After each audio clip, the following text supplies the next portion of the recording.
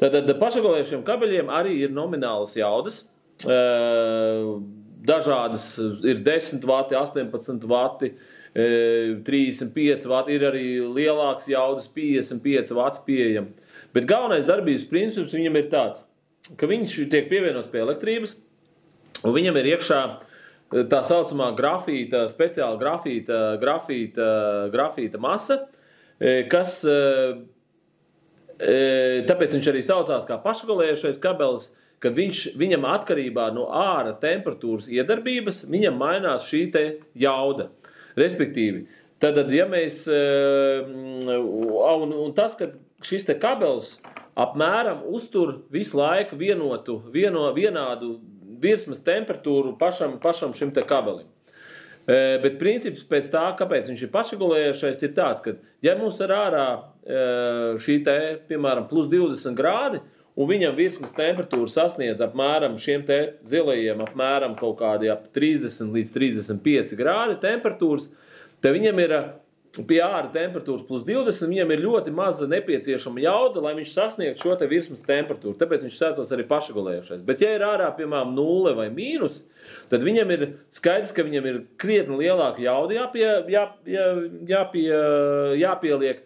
Tāpēc viņam arī mainās šīs te līkne par to, ka ja viņš, piemēram, viņam ir pie 0 grādiem, viņam ir 10 vati, tad viņam pie mīnus 10 grādiem viņam jau jauda būs apmēram 16 līdz 18 vati. Tāpēc viņš arī skaitās pašregulējušais, jo viņam vienkārši mainās šī te jauda atkarībā no āra temperatūras un cik viņam vajag pielietot, lai viņš uzturētu šo te virsmas temperatūru.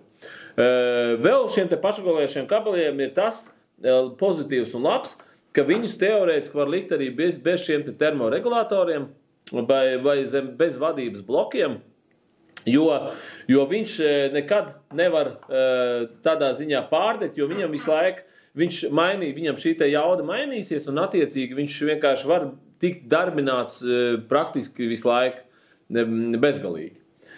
Nu, lūk, un tāpēc arī attiecīgi no tā, ka kad ir izvēlēts šīs te tabulas pēc jaudām, tad mēs arī attiecīgi varam un piemeklējam kaut kādus šos te pašregulējušos kabeļus. Nav kļūdaini domāt par to, ka arī, piemēram, dažādās citā veida šajos te izpildījumos ir iespējams likt pašregulējušo kabeli. Piemēram, pašos dzīvokļu, kaut kādās tur sānmezglu apsildē, vēl kaut kur. Arī ir izcinājumi, kur arī izmanto šos te pašregulējušos kabeļus. Tikai ir viens, kā saka, tāds, bet viņš ir diezgan naudietilpīgs risinājums. Nu, es gribētu tā izteikties. Nevis dārgs, bet naudietilpīgs risinājums tādā ziņā, ka tas krietni sadārdzina vienkārši šo te sistēmu, ja mēs izmantojam pašregulējušos kabeļus. Bet ir šīs te notikumi vai noteikumi, kāpēc, piemēram, izmantot pašregulējušo kabeli ir krietni ērtāk, efektīvāk nekā, piemēram, standarta siltkabeļus. Pirmais nosacījums ir tāds, ka šie te standarta kabeļi viņi uzreiz ir gatavos garumos, un viņus nedrīkst ne saīsināt, ne pagarināt. Jā, drīkst, tas ir līdz 5% no kopējā garuma, bet ne vairāk. Tātad, ja mums, piemēram, ir apsildes kabelis, kā stacionārs pastāvīgās sprieguma kabelis, mums ir 100 metri, tad mēs drīkstam nogriezt tikai līdz 5%, tas nozīmē, mēs drīkstam viņu saīsināt tikai pa 5%. Jo tas ir saistīts ar to, ka katram šiem te stacionāriem apsildes kabeļiem, viņiem ir dažādas šķērsgriezumi iekšā dzīslām, kas maina šo te īpatnējo pretestību viņiem. Tāpēc viņam arī katram konkrētam garumam ir sava īpatnējā pretestība, kur var nomērīt ar ohmetru un dabūt šo te nominālu. Tāpēc viņus nedrīkst saīsināt, jo viņi vienkārši ilgtermiņā lietošanā, viņi vienkārši ātrāk nolietojās un vienkārši sadag, jo viņiem viņi nav paredzēti, lai viņus saīsinātu vai pagarinātu. Bet savukārt šiem te pašregulējušie kabeļi, viņus iespējams nogriezt tādā garumā, kāds viņi ir nepieciešami, un attiecīgi viņus var lietot arī bez šiem te termoregulatoriem. Ir nosacījumi, protams, šiem te pašregulējušiem kabeļiem, ka viņiem ir maksimālie garumi, kādus drīkst tur pieslēgt, bet tie ir specifiski gadījumi citreiz, un tas ir vairāk tāds ļoti, ļoti specifiskos gadījumos. Bet pa lielam viņus īstenībā var nogriezt tādos garumos, tā kā tas ir nepieciešams.